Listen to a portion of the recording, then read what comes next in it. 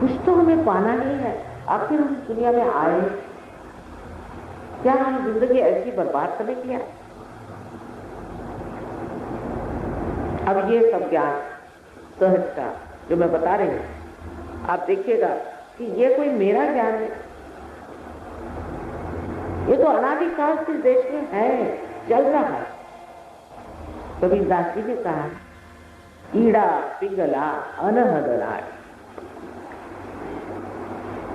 सुखमन नाड़ी, ईड़ा पिंगला सुखमन नाड़ी, सात शून्य शिखर पर अनहद बाड़ी। पर कोई समझता ही नहीं। मैं तो हैरान हूं कि जहां उन्होंने बिहार में इतना काम किया, वहां लोग तंबाकू को सुरती कहते हैं। सुरती तो कुंडलिनी को कहा है, सुरती चढ़े कमान। अरे भाई, कहां से कहां पहुंचा दे, हर एक चीज का विपर्यास करने। कोई लोग बड़े होशियार होते और हम बेवकूफ होते, उनकी बात मान जाते। ये देश कितना महान है, इसकी महानता कितनी है, ये तो जब आप सहज में उतरेंगे तब सब समझेंगे। जब ये हमारे विदेशी सहयोगी यहाँ आते तो पहले एरोप्लेन से उतरते इस जमीन को वंदन करते हैं, चूमते हैं, क्योंकि इनको चैतन्य क्या है मालूम। ये चैतन्य को पहचानते हैं और जानते हैं कि इसकी पृथ्वी में से ये चैतन्य बह रहा है। और आप लोगों ने भी कम पुण्य नहीं किए होंगे जो इस पृथ्वी पर आप पैदा हुए। ये भी महान पुण्य करता है। इस पुण्य की वजह से आज आप यहाँ पैदा। अब बहुत लोग सवाल ये भी पूछते हैं, तो माँ हमारी गरीबी का क्या? ठीक है, गरीबी कहां से आती है? पहले ये बात सोचो। स्वार्थ से आती। लेकिन जब इंसान निस्वार्थी हो जाए और जब वो सामूहिकता में आ जाए तो इस तरह का जो संगठित रूप होगा वो इस गरीबी को बिल्कुल हटा सकता है। अब आपसे क्या बताएं कि सहयोग में बीमारियां ठीक हो जाती हैं, एक पैसा नहीं देना पड़ता। कैंसर से लेके हर तरह की बीमारियां ठीक हुई।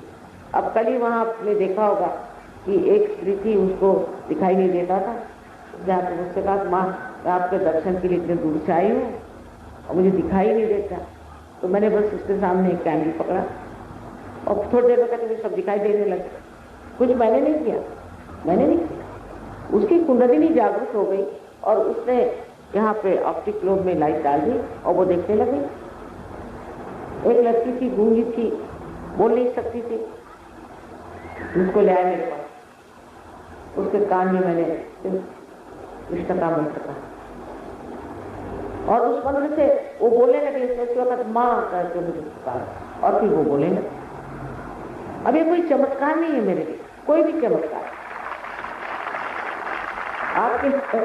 आपके लिए चमत्कार हो गया तो कोई चमत्कार की बात नहीं। देखिए, ये जो कुंडलिनी है, ये जब जागरूक होती है तो ये जब 6 चक्रों में से गुजरती है और इन 6 चक्रों में से गुजरते वक्त ये आपके चक्रों को पूरी तरह से प्रकाशित करे और उसके अंदर उसकी ऊर्जा, उसकी एनर्जी भरती। इन चक्रों की गड़बड़ी से ही आप बीमार रहते हैं, आपको तकलीफ है। और जब ये कुंडलिनी उठ गई तो फिर क्या कहने, फिर सभी चीज ठीक हो गई, सभी मामले ठीक हो जाते और इस तरह से हजारों लोग ठीक हो जाते। और कोई अगर शैतानी करके आए तो नहीं ठीक होता, पता नहीं चलता। कुंडलिनी बहुत जानती है, ये आपकी माँ, हर एक की अलग अलग माँ है। और जैसे टेप रिकॉर्डिंग होता है उस तरह से आपके बारे में हर एक चीज वो जानती है। और अगर आपके अंदर नम्रता है तो कुंडलिनी जड़ के सारे काम, कितने ही लोग सहयोग से ठीक हो जाते हैं। सच बात, ये झूठ बात। किंतु ठीक होने के लिए सहयोग में ना है, पार होने के लिए आए, वो अच्छा है। पार होते ही आपकी बीमारियां भी ठीक हो जाए। अनेक तरह के रोग ठीक हो गए, बच्चे नहीं होते थे उनको बच्चे हो गए, बहुत से इस तरह की बीमारियां हैं कि जिनका कोई इलाज नहीं है, ऐसी बहुत सारी बीमारियां सहयोग से ठीक होती। अब अपने यहाँ ये किसानों का देश, कितने लोगों से बताया कि भाई सहयोग से, वाइब्रेशन के पानी से अगर आप अपनी खेती करिए, आप लोग सहयोग में आ जाइए तो आपकी खेती 10 गुना बढ़ सकती। पर कोई सुनते ही, कौन से कृषि विद्यालय के लोगों ने भी इतना उस पर रिसर्च किया और खबर करी कि भाई ऐसा रिसर्च हुआ है। देखो, यहाँ तक कि ऑस्ट्रिया से एक बड़े मशहूर आए थे यहाँ पर मिस्टर हमीद, डॉक्टर हमीद, और वो यूएनओ में पहले एडवाइजर थे। उन्होंने भी एक्सपेरिमेंट करके सबको समझाया, पर पता नहीं क्या बात किसी की खोपड़ी में जाता नहीं, जैसे कि कोई उल्टी खोपड़ी बैठी हुई। अरे भाई, इससे खेती करो, खेती करने से देखो आपको 10 खेत दिखाई दे और उसमें से हरा भरा खेत हो तो जान लीजिए यह किसी न किसी सहयोगी का। हर चीज में, पशुपालन में हमने देखा है, इन्होंने एक्सपेरिमेंट किए और बताया कि एक गाय करीबन 10 किलो तक दूध देती है। बड़ी हैरानी की बात, अपनी हिंदुस्तानी गाय। और ये जो बीज इस्तेमाल करते हैं वो भी ऐसे बीज नहीं कि जो कहीं से दुकान से खरीदे हैं या कुछ है, पर सर्वसाधारण बीज। उस बीज से इतना उपज, पर कोई सुनने को ही तैयार नहीं। इस भारतवर्ष में तो अब कोई न्यूज़पेपर वाले को बुलाओ तो वो उनकी दृष्टि ये कि आपके यहाँ कारपेट बिछा था, आपके यहाँ वो दीप जला था, अरे कुछ और उससे आगे है कि नहीं। एकदम कुछ देखते नहीं, कुछ सुनते नहीं, ना कुछ लिखते हैं, कुछ बेवकूफ़ी की बातें लिखते थे, उसमें कोई अर्थ नहीं। इतनी बड़ी चीज़ हम आपके सामने ले आए हैं, अरे भाई कुछ तो सुनो, नहीं सुनने को तैयार ही नहीं। पता नहीं इन लोगों का दिमाग कैसा है यहाँ। उल्टे आप रशिया में देखिए कि वहाँ की सेंट पीटर्सबर्ग की जो बड़ी पुरानी, सबसे पुरानी कहते हैं वो एकेडमी है, साइंस एंड आर्ट। उन्होंने हमें इतना बड़ा खिताब दिया कि मैं तो हैरान हो गई। मैंने कहा साहब, मैं तो कोई ग्रेजुएशन भी नहीं करे, मैंने साइंस ने आर्ट्स कुछ नहीं किया। तो उन्होंने ये कहा कि जितने डिस्कवरर होते हैं, जो खोज लगाते हैं, वो कभी यूनिवर्सिटी भी नहीं जाते, और हमारे यहाँ सिर्फ 10 को दिया, उसमें से आप एक आइंस्टीन हो सकता है। तो मैंने कहा आइंस्टीन को दिया, मुझे भी दिया। हाँ, आप तो आइंस्टीन से भी आपने बड़ी बारी खोज करी। और मैं इतनी शर्म के मारे और दिया कि ऐसा कुछ मैंने काम नहीं किया। ये तो हमारी पुरानी चीज़ है, हमारे देश की यही धरोहर है, यही हमारा हेरिटेज है। कहाँ से कहाँ इतने साल, 13,000 वर्ष पहले मार्कंडेय ने लिखा संस्कृत। ये बात जरूर है कि पहले एक ही शिष्य को, जैसे राजा जनक ने एक नचिकेता को दिया, और यही परंपरा। पर 12वीं शताब्दी ज्ञानेश्वर जी ने अपने गुरु के भाई साहब, उनसे कहा कि नहीं, मुझे आप इतनी इजाजत दे दीजिए कि मैं इसके बारे में लिखूं, इतनी मुझे इजाजत दी। और जब उन्होंने लिखा, उनका जो ज्ञानेश्वरी में 6वां अध्याय है, उसमें कुंडलिनी बड़ा सुंदर वर्णन किया है। और इस कुंडलिनी के कारण ही आप आत्म प्रकाश को प्राप्त करते हैं, ये भी स्पष्ट रूप से लिख दिया।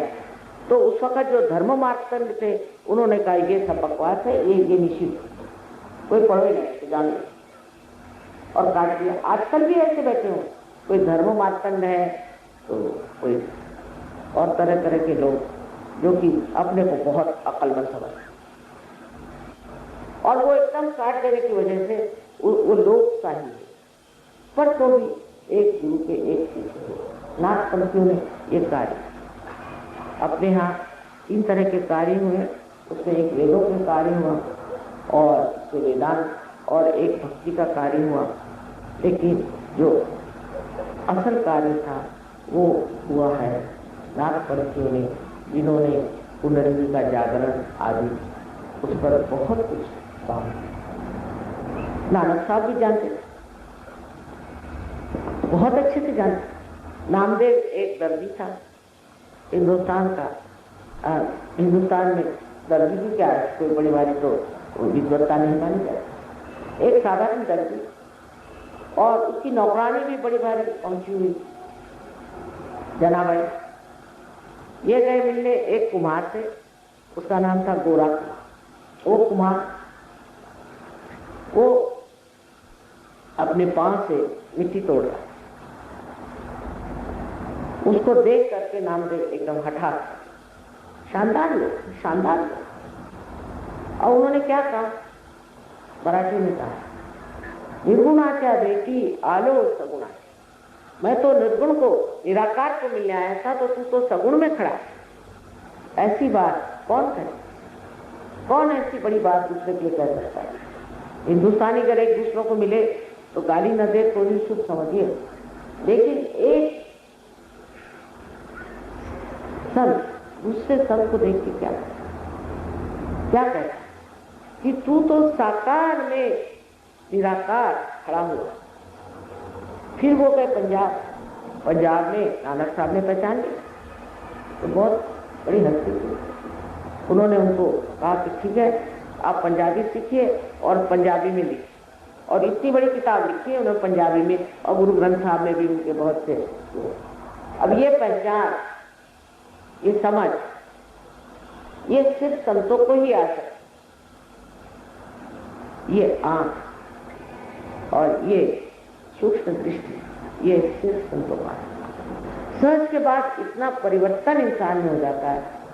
लेकिन मैं बहुत सी बातें इसलिए नहीं कहूंगी, आधे लोग उठ के चले जाएंगे। माने कि शराब छूट जाती बिल्कुल पूरी तरह। सबों ने कहा कि शराब मत पी। मोहम्मद साहब के जमाने में उन्होंने कहा शराब मत पी, लेकिन सिगरेट कब नहीं पी। तो नानक साहब आए उनकी जगह, उन्होंने कहा भाई सिगरेट भी मत पी। लेकिन ये सब कहना मात्र कहना है, नहीं तो आप जाइए लंदन में तो दिखाएंगे आपको कि उनका कितना बड़ा पब है, घर के अंदर पब खोले।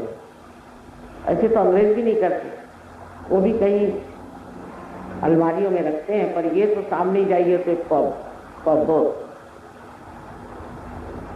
ये जो चीज आ गई है कि जो उन्होंने कहा, जो उन्होंने बताया, उसका परिपालन करना बहुत मुश्किल हो गया। लोग कोई करते हैं, कोई छिपके करते हैं, कोई आधा करते हैं, कोई ज्यादा करते हैं, क्योंकि उनके अंदर वो शक्ति नहीं, समर्थ नहीं। और सहयोग में आप समर्थ हो जाते हैं। ऐसे समझ लीजिए, अगर मेरे हाथ में एक सांप है और मैं बहुत जिद्दी औरत हूँ, और आप कहें कि आप बहुत जिद्दी हैं, तो मैं तो कभी न मानूं। और फिर कितनी भी चापलूसी करके आप कहें कि साहब ये सांप हाथ में है, आप इसे छोड़ दीजिए, मैं कहूँगी नहीं, ये तो रस्सी, अंधेरे में बैठी हूँ ना, ये रस्सी है, उसी पे जिद कर रही हूँ, ये तो रस्सी है, ये तो रस्सी है। अब में जब सांप काटेगा तभी पता चलेगा ये सांप है। लेकिन जब जरा सा प्रकाश आ जाए तो फट से छोड़ देंगे,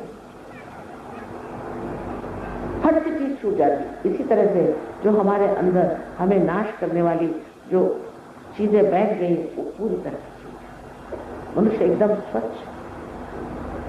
हाँ, एक बात और बता कि शाहनाज अपने शहनाई के तो बड़े मशहूर शहनाई नवाज हैं, आप तो जानते हैं बिस्मिल्लाह खान साहब।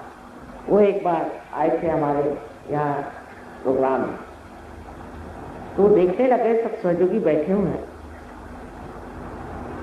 तो कहले माँ इनको तो आपने खालिज कर दिया, ये तो खालिज हो गए। हाँ, मैंने कहा देखो खालिज हो गए। तो मैंने कहा ये क्या खालिस्तान बना रहे, उससे पूछते हो। मैंने कहा आप जाके उनसे पूछो, मुझसे क्या पूछो, किसका खालिस्तान बना रहे हो। खालिज का मतलब है निर्मल, शुद्ध। जब आप शुद्ध हो गए, ये बात उन्होंने कही थी कि तुम शुद्ध हो। और सिखों पे तो बड़ी ही मेहनत, ऐसे ही मुसलमानों की बात, मुसलमानों से कहा गया था कि ये यामा नाम की एक बहुत बड़ी क्रांति की व्यवस्था की गई। जब क़यामा आएगा तब आपके हाथ बोलेंगे और आपके खिलाफ शहादत देंगे। साफ कहा गया, वो कहा गया, ईसा ने कहा है, बहुत कमाल की बात है, thou shalt not have adulterous eyes। बताइए कितनी बड़ी बात। और मुझे दिखा दीजिए इन लोगों में से कितनी आंख साफ और शुद्ध और निर्मल मिलेंगे। वजह ये, उसमें किसी को दोष देने की बात, वजह ये है कि वो शक्ति अंदर है। जब वो शक्ति अंदर आ जाती तो आदमी निर्भय होकर, निर्भय या निर्गुण गाता। चारों तरफ से इस देश में आप देखिए तो न जाने कितनों ने इतना महत्वपूर्ण कार्य किया है। हम लोगों को इन विदेशियों से ये आजकल की जो इनके रवैये हैं उसके साथ नहीं चलना, और नहीं इनकी जो बड़ी भारी प्रगति हो गई है उसके साथ भी दौड़ना नहीं, क्योंकि जाकर देखिए इनका क्या हाल है। असल में हमें अपनी स्पिरिचुअल, इसको कहना चाहिए आध्यात्मिक प्रगति, उसमें हम लोग बहुत पा सकते और सारी दुनिया आपके चरणों में आएगी कल कर आपसे अपने आध्यात्मिक उन्नति प्राप्त करें। पर हम ये जानते नहीं है ना कि हमारे अंदर ये कितना बड़ा स्रोत है। अब आपसे बताया आप लोग इतने आए हैं, मैं जानती हूँ आप सब आज पार हो, कोई शक नहीं। पर अगर इससे अगर 8वां हिस्सा भी लोग हों परदेश में तो मेरे हाथ पैर टूट जाते हैं। पर एक बार जीने के बाद, पार होने के बाद वो ऐसे खड़े हो जाते हैं कि मेरी समझ में नहीं आता। और हिंदुस्तानियों को तो ऐसा है कि चलो आज माता जी का भाषण सुना, कल वहाँ चल के भाषण सुन लेंगे, फिर तीसरे का भाषण सुन लेंगे, फिर कहीं आरती करने चले जाएंगे, कोई गहराई नहीं। और जिस देश में इतनी गहराई है, ऐसे ऐसे लोग इस देश में हो गए, उस देश में न जाने क्यों मनुष्य ने अपनी गहराई को, इस चीज को समझ लेना चाहिए कि हमारे जितने भी प्रश्न हैं वो सारे एक साथ छूट जाए। और ये भी बात कि जो दुविधाएं हैं, जो तकलीफें हैं, एक साहब से बता रहे थे मुझे कि वहाँ हमें इतनी परेशानियां थी तो अपने आप भाग गई, परेशानियों को परेशानियां। अब हमें कोई परेशानी नहीं, तो मैंने कहा ये कैसे हो, यही समझ नहीं आ रहा, आपसे पूछने आने को मुझसे मत पूछो। ऐसे आनंद की दुनिया में आप सबको ले जाना, ऐसे प्रेम की दुनिया में आपको ले जाना, जहाँ ये प्रेम निर्वाज, इसमें किसी तरह की कलुषितता, कोई चीज इसमें निर्वाज का मतलब है कि इससे प्यार भी तक नहीं मांगा, माने ये कि बस प्यार करने का ही मतलब। अभी देखिए मुझसे कहने लगे कि माँ ये बताइए कि हिंदुस्तानी कौन सी चीज अच्छी है, वो हम ले आते हैं। और मैंने कहा थोड़ी थोड़ी लाना, वो ला के मेरे खोपड़ी पे डाल दिया, कहने सबको बांटिया। अब मैंने कहा मैं कैसे बांटूं, तो इतना सारा तुम सामान लेके आए हो, क्या क्या पता नहीं। और इतनी सोच सोच के लाए, कहने यहाँ अच्छी सुइयाँ नहीं मिलती तो सुइयाँ लेके आ गए, यहाँ कैंचियाँ अच्छी नहीं मिलती तो कैंचियाँ लेके आ गए।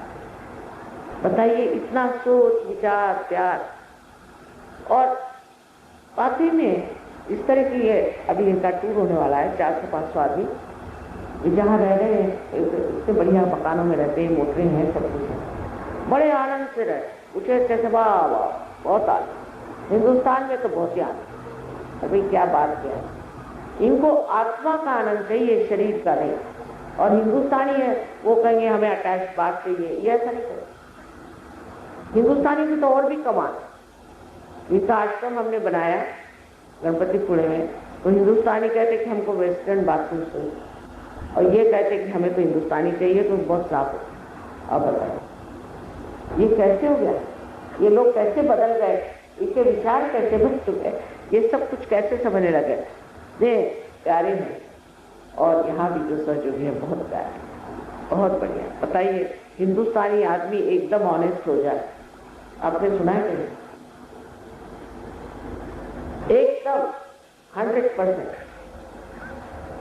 और वो सब सोचते हैं मेरा ही पैसा है, नहीं बाबा माँ का पैसा है। अरे अपने माँ का पैसा चुराने में हम लोग कुछ कम नहीं, लेकिन नहीं इतने ईमानदार, फिर झूठ नहीं बोलते। एक साहब से वो बोलने लगे कि माँ मैं पहले सोचता था मैं शेर हूँ क्योंकि मैं बंदूक लेके चलता हूँ, अब तो मैं असल में शेर हो गया, मुझे बंदूक नहीं चाहिए, कुछ नहीं। ऐसे ऐसे लोग बदल गए, इतने प्यारे हो गए। क्योंकि आप वास्तविक में प्यारे हैं, बहुत प्यार करते, लेकिन भूल गए अंधकार, अपने बारे में ज्ञान नहीं। अब अपना ज्ञान करें, ये अपने ज्ञान के लिए स्व का ज्ञान, इसे हम कहते हैं अंतर का ज्ञान, और उसके बारे में सारा ही कुछ आप जानते। और इसके लिए आप पैसा ऐसा नहीं दे सकते, पहली बात समझिए। हिंदुस्तानी को ये भी नहीं समझ में आता है, लाके मुझे यहाँ उन्होंने एक दिन चवन्नी पकड़वाया, ऐसा भाई मैं पैसा नहीं देता, अच्छा 1 रुपया ले। उनकी समझ में ये नहीं आता है कि कोई इंसान मुफ्त में कुछ ऐसा कार्य करे, पर इसके आप पैसे कितने दीजिएगा, इसका कोई मूल्य नहीं, इसका कोई मूल्य नहीं, इसको आप पैसा नहीं दे सकते। और ये नहीं कि आज हमने लेक्चर दे दिया तो मुफ्त में और फिर उसके बाद पैसे नहीं, बिल्कुल भी। आप समझ लीजिए ये चैतन्य का खेल, और इस चैतन्य के खेल में पैसा नहीं। और जो आदमी भगवान के नाम पे आपसे पैसे मांगता है, सोचिए कि इससे चोर कोई और नहीं, और उसको भगवान का भी भय। हाँ ठीक है, अब इन्होंने इतना सुंदर मंडप सजाया, उसके लिए पैसा आया, वो ठीक कर लो सब कुछ, पर आत्म साक्षात्कार के लिए आप नहीं पैसा दे सकते। ये क्या चीज है पैसा? लेकिन लक्ष्मी जी की कृपा हो जाए, बहुतों ने बताया कि वहां सहज में आते ही हम पे लक्ष्मी जी की कृपा हो, पर ये भी एक बुलावा है, तो उससे भी आगे जाना है, और आगे जाकर अपने आत्मा के प्रकाश का जो आनंद है उसे उठाना है। उसी आनंद में सारा ज्ञान आपके सामने खड़ा हो, क्योंकि आपके अंदर सब है, सिर्फ उसे जागरूक करना है। उसमें हमारे कोई उपकार नहीं, कोई लेन देन नहीं है।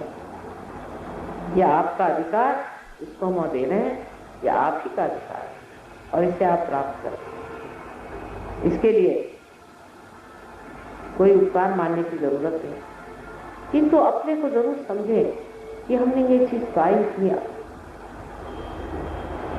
वस्तु अमोलिक दी मेरे सतगुरु। मैं तो गुरु भी नहीं, मैं तो मां ही हूं, और मैंने दी भी नहीं। आपकी अपनी वस्तु आपने प्राप्त की है, लेकिन इतने मूल्यवान वस्तु को रास्ते पर नहीं थे, और नहीं उसका महत्व कम करना, बहुत महत्वपूर्ण। इसे हर एक तरह का प्रश्न ठीक हो जाएगा। ये तो माँ का कहना है, प्रलोभन देना चाहिए ना, कुछ न कुछ बताया, प्रलोभन से लोग फंसते हैं, लेकिन असल में बात यह है कि इसको पाए बगैर तुम्हें बेटे चैन नहीं आने वाला। मैं ये सबसे कहती हूँ, इसके बगैर किसी को चैन नहीं।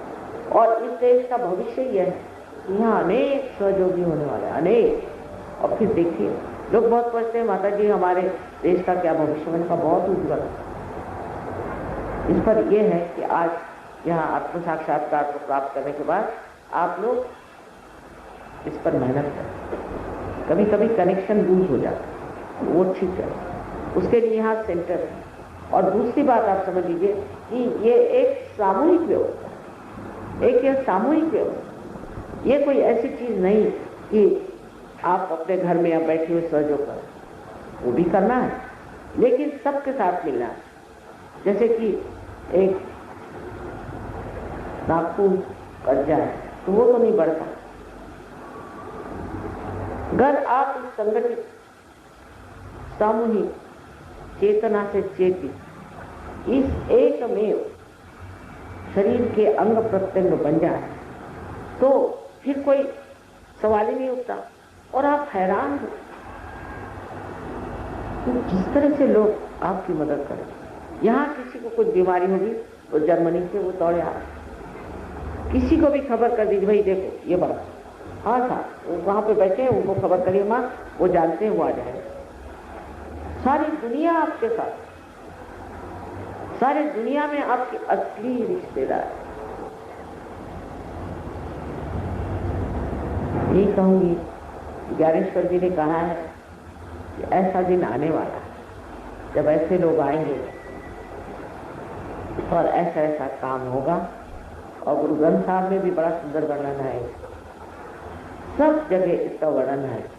बस ये समझ लीजिए और विश्वास कर लें कि ये समय आया है और आप उन्हीं लोगों में से हैं जो इसका लाभ उठा सकते।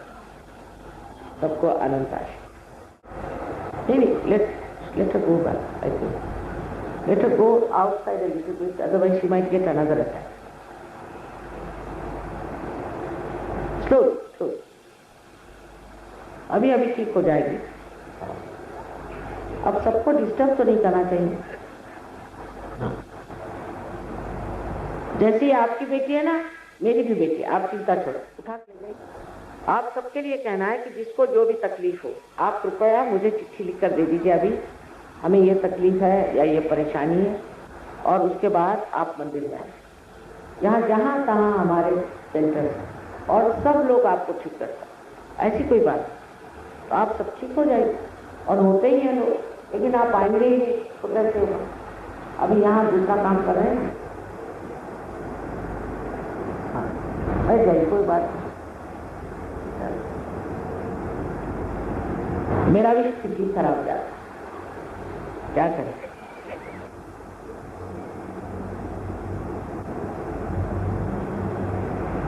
पर ये सब परेशानियां दूर हो सकती हैं, आपको मैं बताती हूँ, सब दूर हो सकती है।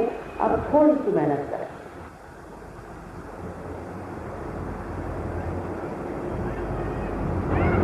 अच्छा, कोई बात नहीं। ये भी बीमारी जो है ये बहुत आसानी से जाती है, बहुत आसानी। अगर इनके माँ अगर सहयोग करें तो वही उनको ठीक करें। तो रिश्तेदार है, वो लोग अगर सहयोग करें तो बड़ा फायदा।